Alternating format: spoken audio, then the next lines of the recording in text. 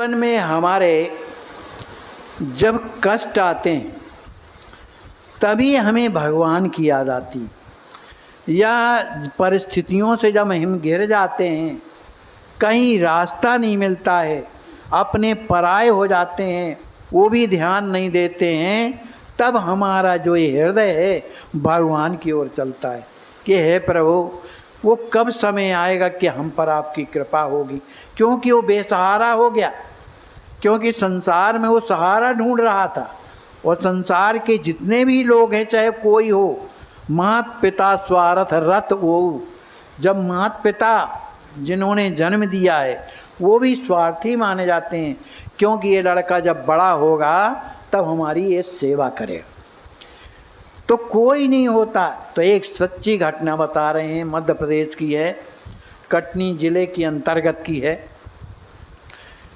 एक गांव में एक उपाध्याय जी रहते थे, भजन करते थे, कीर्तन करते थे, सब करते थे, सत्संग करते थे और लेक्चरर थे, कथा भी कहते थे, लेकिन दीक्षा नहीं लिए थे, दीक्षा से दूर थे, भगवान में उतना भरोसा नहीं था।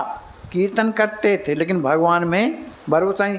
कीर्तन करना चाहिए, साधु संग करते थे तो कीर्तन करना चाहिए, लेकिन गुरु से वंचित थे। तो एक दिन की बात है, उपाध्याय जी स्कूल में थे, उस समय परीक्षा के दिन चल रहे थे, 11वीं की परीक्षा चल रही थी, उनकी ड्यूटी लगी हुई थी। बैठे हुए थे, एग्जामिनर तो थे ही, माने बैठे वहीं पर, सभी जो लड़के थे अपना लिख पढ़ रहे थे, वो बैठे थे।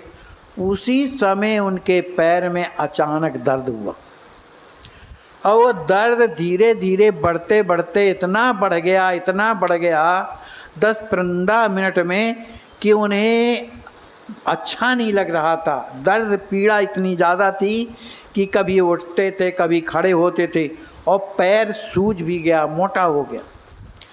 जब दर्द असहनीय हो गया तो प्रिंसिपल के पास जाते हैं कि साहब हमारा ये पैर दर्द कर रहा है, किसी को और ड्यूटी में कर दो और हम घर जाना चाहते हैं, हमसे ये असहनीय दर्द सहा नहीं जाता है।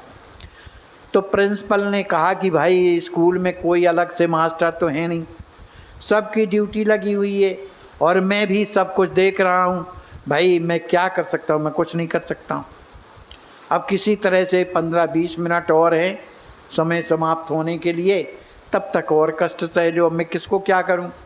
लौट करके आए और वो निरंतर बढ़ता जा रहा था, फूल गया पैर, बिल्कुल उन्हें अच्छा नहीं लगता, पसीना पसीना शरीर।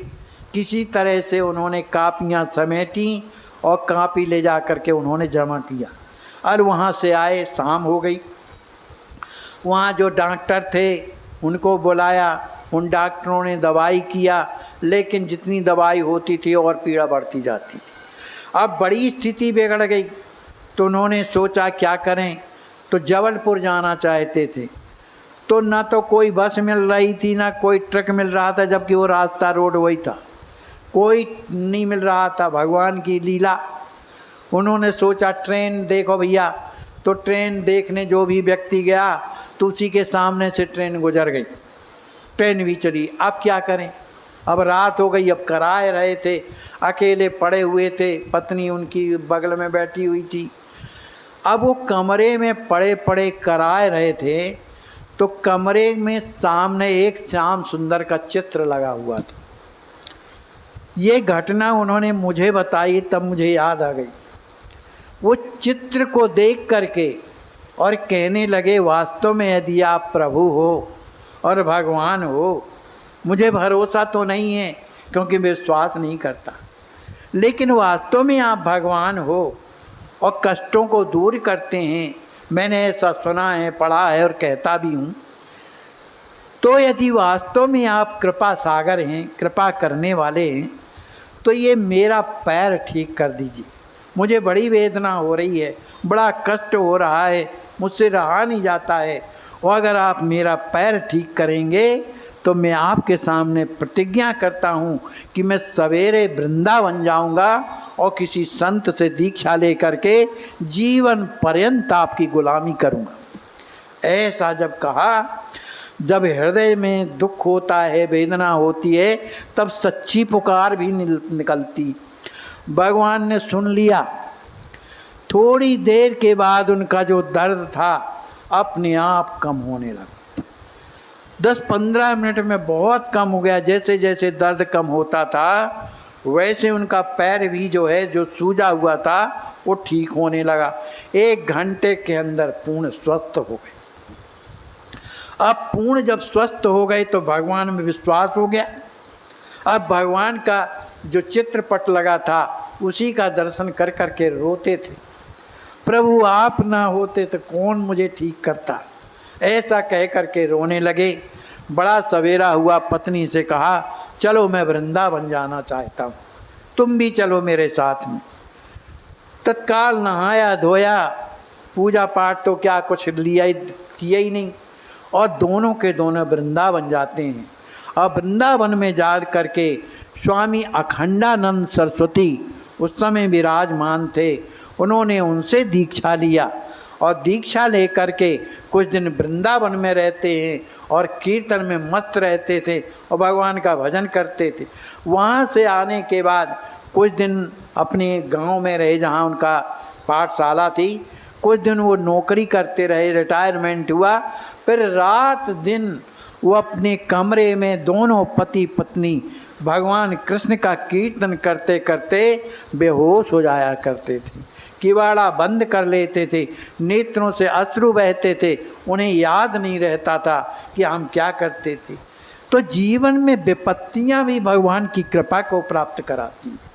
आज उनके जीवन में ये घटना न घटी होती तो कैसे वृंदावन जाते, कैसे महापुरुष के दर्शन करके उनसे शरणागति लेते। तो हमारे जीवन में जो भी विपत्तियां आती हैं वो तो कर्म के कारण आती हैं, लेकिन उसमें भगवान की कृपा भी।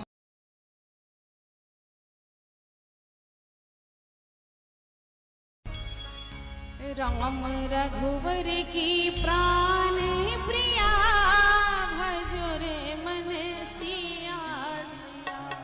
राम रघुवर की प्राण प्रिया भजो रे मन सिया सिया। राम रघुवर की प्राण प्रिया भजो रे मन सिया सिया। राम रघुवर की प्राण प्रिया भजो रे मन सिया सिया। सिया सिया भजो सिया सिया। सिया सिया भजो सिया सिया। सभी लोग गाइए।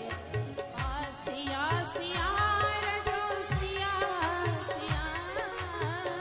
सिया सिया सिया सिया।